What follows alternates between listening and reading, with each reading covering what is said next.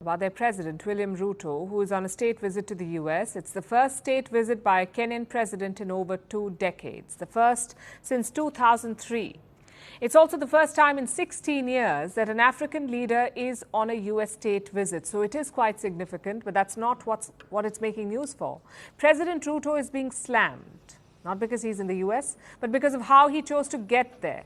He decided to fly in a luxury jet. He chartered a Boeing 737-700 business jet from an Emirati company, the Royal Jet Group. He hired it for about 200 million Kenyan shillings. That's $1.5 million US.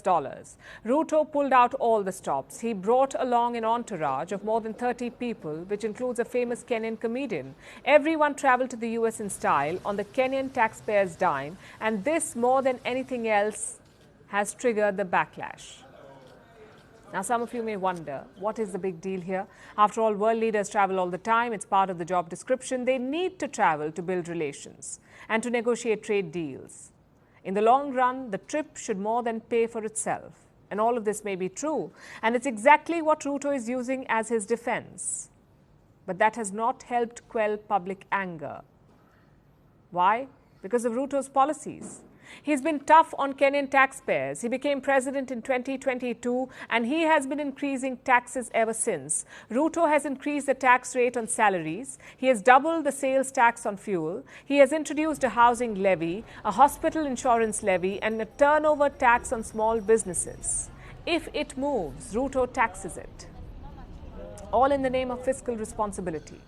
Kenya has a mountain of national debt. It was worth over $51 billion as of last December. Ruto had pledged to fix this. That is why he keeps raising taxes. And obviously, this is not a popular move. It puts an added burden on Kenyan citizens who are already struggling with the cost of living crisis and the rising cost of essential food items. In this situation, imagine hearing that your president is flying around in an Emirati jet.